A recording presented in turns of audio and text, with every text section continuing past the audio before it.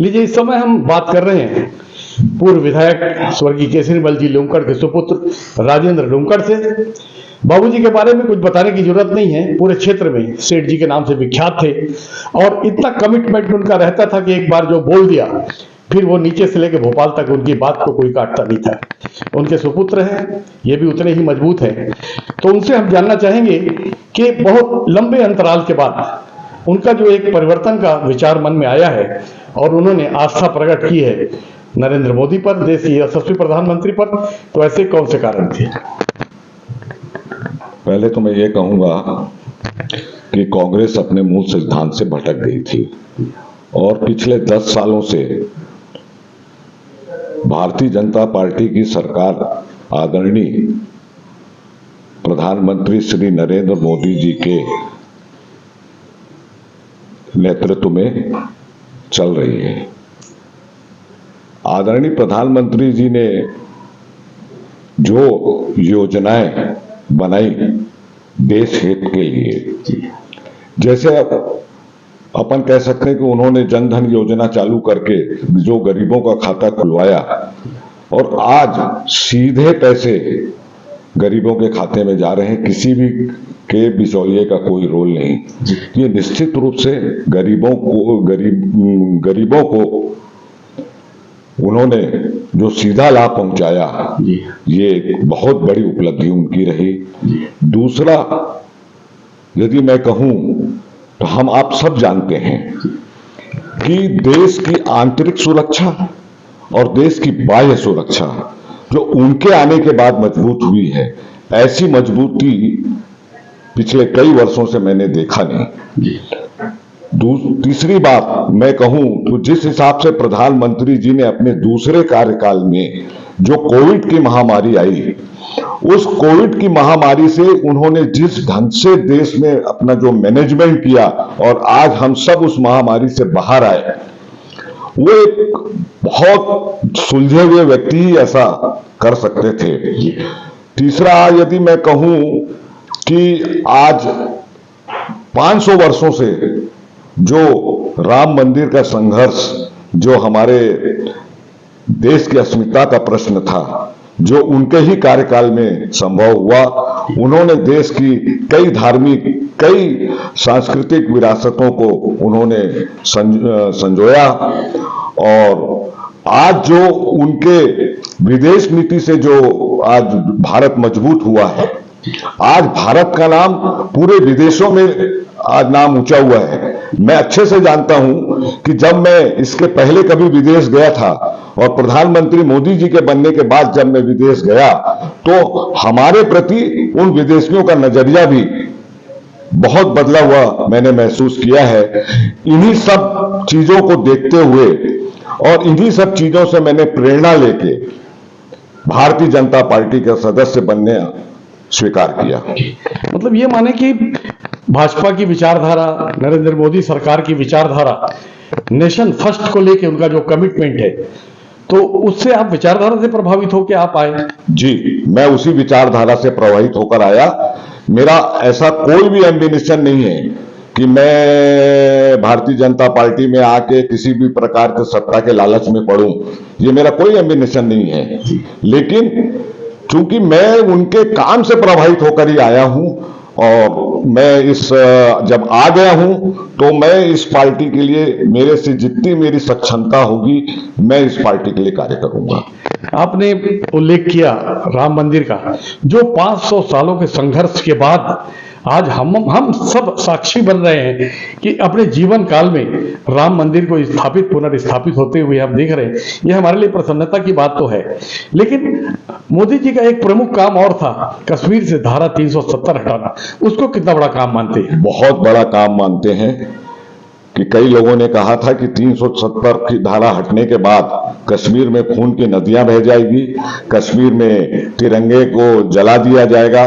और आज देखिए कि उनके ये सुदृढ़ निर्णय से और वहां जिस ढंग से उन्होंने कश्मीर को मैनेजमेंट किया, जो क्योंकि कश्मीरियों को उनका जो लाभ मिलना चाहिए था वो मिलता ही नहीं था और आज उनको लाभ मिल रहा है। खुद वहां के कश्मीरी जो हमारे भाई हैं वो आज मोदी जी का गुणगान कर रहे हैं। ये तो बहुत बड़ा काम था। आपके द्वारा, क्योंकि आप राइस मिल एसोसिएशन के संरक्षक भी हैं, भाचा राम के लिए आपने कुछ भेजा था वहां, उत्कृष्ट श्रेणी का चावल जी। तो ये कैसी भावनाएं थी कि कुछ किया जाए राइस मिल एसोसिएशन तरफ से, और करने में आप सफल भी हुए? ये तो आप कहें तो ये मन से भावना उठती है, और ऐसा लगा कि निश्चित रूप से आज हमारे आराध्य जब स्थापित हो रहे हैं अयोध्या में अपने बाल स्वरूप में, तो हमको भी ऐसा लगा कि हमको कुछ ना कुछ, वहां इतने लोग आएंगे तो हमको उनके भंडारा के लिए, हम राइस मिलर हैं तो हमको ऐसा लगा कि हमको वहां से चावल भेजना चाहिए। हमने अपने सब साथियों के साथ बैठक की, और बैठक करके हम लोगों ने ये प्रस्ताव दिया, सब साथियों ने सहर्ष स्वीकार किया, और आज हम चावल भेज पाए। इसके मेरे साथ मेरे पूरे राइस मिलर जो है, हम मानते हैं कि हमको प्रभु की सेवा करने का जो अवसर हुआ, हम उसके लिए प्रभु के प्रति आभारी हैं। जी, आपने बहुत सारी उनकी उपलब्धियों का उल्लेख किया, उनकी विचारधारा से प्रभावित होकर प्रवेश का उल्लेख किया। आपके बहुत से साथी इस समय शामिल भी हुए, और संभवतः बहुत से साथी और धीरे शामिल होने वाले। तो भारतीय राजनीति में नारी सशक्तिकरण की बात तो सभी राजनीतिक दल करते हैं, लेकिन ये नारी वंदन योजना के अंतर्गत उन समस्त नारियों को जो 1,000 रुपए माह प्रति माह 12,000 रुपए साल का योजना दी गई, उसको कैसे देखते हैं? देखिए, मोदी जी जब से आए हैं तब से उन्होंने नारी शक्ति को सशक्त बनाने के लिए कई योजनाएं चलाई, और जो अभी हमारे छत्तीसगढ़ सरकार ने जिस हिसाब से महतारी वंदन योजना का चुनाव पूर्व घोषणा की, और घोषणा होने के बाद जो मोदी जी की गारंटी थी उसको उन्होंने पूरा किया। आज बहुत सारे हमारे जो गरीबी रेखा से नीचे रहने वाली हमारी जो माताएं हैं, जो हमारी बहनें हैं, विवाहित बहनें, उनको प्रति माह 1,000 रुपया जो मिल रहा है, इसके लिए तो निश्चित रूप से छत्तीसगढ़ सरकार और आदरणीय प्रधानमंत्री मोदी जी इसके लिए बधाई के पात्र हैं। अभी एक प्रलोभन की राजनीति भी चल रही है। अब मोदी जी इतने काम कर रहे हैं, जैसा कि अभी आपने गिनाया, महिला सशक्तिकरण के लिए 1,000 रुपये नारियों को दिए गए, लेकिन इसके विरुद्ध सत्ता हासिल करने के लिए आज जो कांग्रेस 1,00,000 रुपए का ब्रह्मास्त्र फेंक रही है कि हर महिलाओं को साल में 1,00,000 रुपए देंगे, तो ये रेवड़ी कल्चर देश को कहां ले जाएगा? ये निश्चित रूप से ये रेवड़ी कल्चर देश को गर्त की ओर ले जाएगा। जो उन्होंने बोलना सरल है, लेकिन क्या जो हमारे हिंदुस्तान का बजट जो है, वो बजट क्या ये दे पाएगा? घोषणा करने से पहले आपको ये बताना चाहिए कि हम इस काम को कैसे करके कैसे देंगे, तब उसका महत्व है। खाली घोषणा कर देना सत्ता प्राप्ति के लिए, तो वो तो मैं नहीं समझता कि उचित भी होगा, और संभव है वो होगा ही नहीं।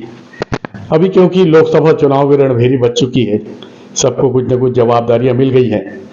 जैसा कि लहर तो जरूर चल रही है एक विशेष दल की, क्योंकि आचार संहिता लगी है, इसलिए हम बहुत मर्यादित भाषा में ही बात करेंगे। उन परिस्थितियों में, क्योंकि आप प्रदेश राइस मिल एसोसिएशन से जुड़े हैं और जिले के संरक्षक तो हैं ही, और बहुत सारे लोगों के साथ आपने भाजपा में विधिवत प्रवेश किया है, तो ये आपका प्रयास क्या होगा?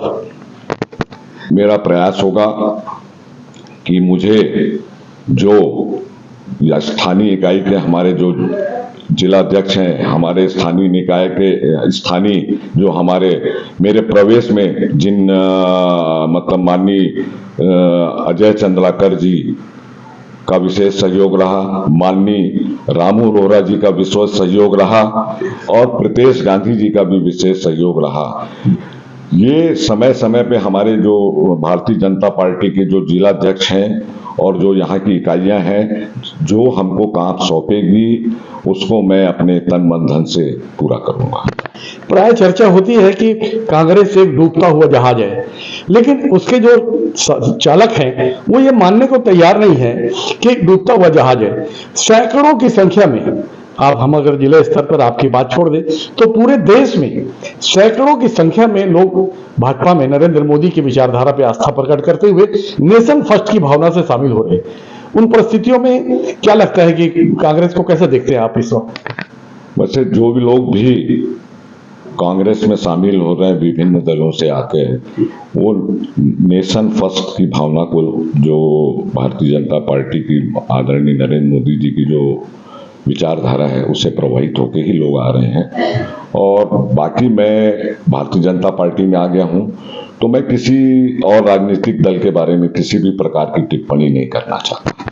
बहुत ही सधे हुए जवाब अभी हमने राजेंद्र लुंकड़ जी से प्राप्त किए, क्योंकि दलगत जो मर्यादा होती है उस मर्यादा को भी समझते हैं और उसी हिसाब से दो टूक साफ गोई के लिए भी बड़े प्रसिद्ध है। जिस तरह सेठ जी अपनी साफ साफ बात करने के लिए प्रसिद्ध थे, वही परंपरा, वही विरासत राजेंद्र लुंकड़ जी को मिली है। हम भी उन्हें शुभकामनाएं देते हैं कि उनका भविष्य उज्जवल हो। देश